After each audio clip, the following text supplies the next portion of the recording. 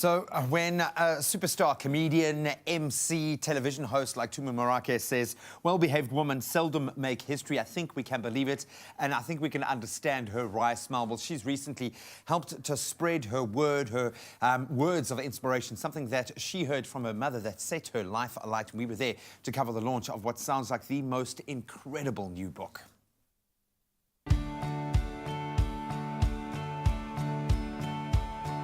Tumi Morake is a name that has explored various avenues within the entertainment industry, from first bursting onto the scene as a comedian to hosting shows on both radio and television, and even dabbling in acting. There's absolutely no doubt that she is a busy lady. And tonight she gets to add one more accolade, that of author, to a very impressive, already built CV. Tumi, why did you decide to write this book now in this time of your life and career? Hey, sometimes it's time. I'd always wanted to write a book. No better time than now. I'd been planning on writing a book. And when the opportunity came, I jumped on it. And Then Mama Said is a very striking title. Talk to me about the inspiration behind it.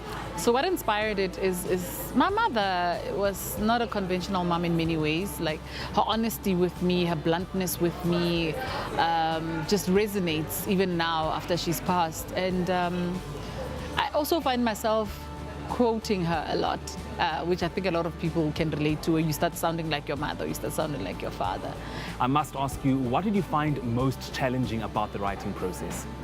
I think the biggest challenge was the schedule, because I'm busy. You know, a lot of us will say we're busy, but I mean, for me, I have a friend who saw my calendar and literally asked me how I don't have a panic attack when I look at it. So it was fitting that in and still trying to have a normal life. A full house turned out for the launch, emceed and hosted by fellow South African wit Anele Mdoda. There's much faith from Tumi's publisher and how her live humour will translate to the page.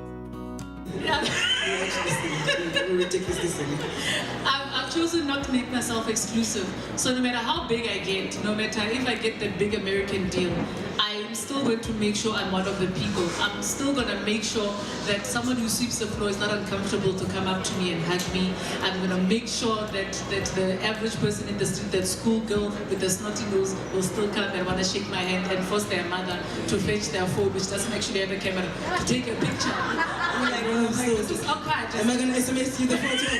How's this going to go? I'll tell you what makes this book so relatable is the fact that it's so simple and it's so normal.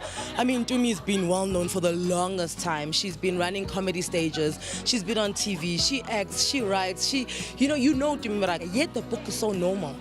You know, it's so leveling. There's no famous, not famous. There's no rich, poor. It's leveling. Everything is on the same ground.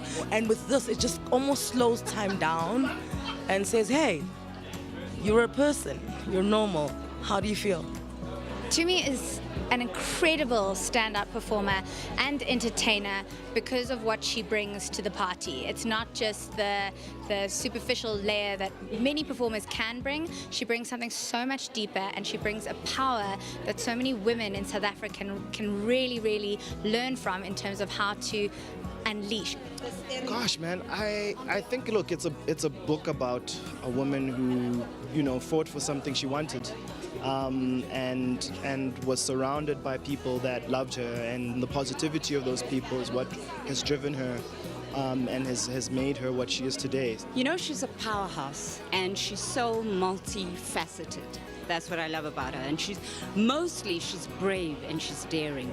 And that kind of courage gives a lot of us inspiration.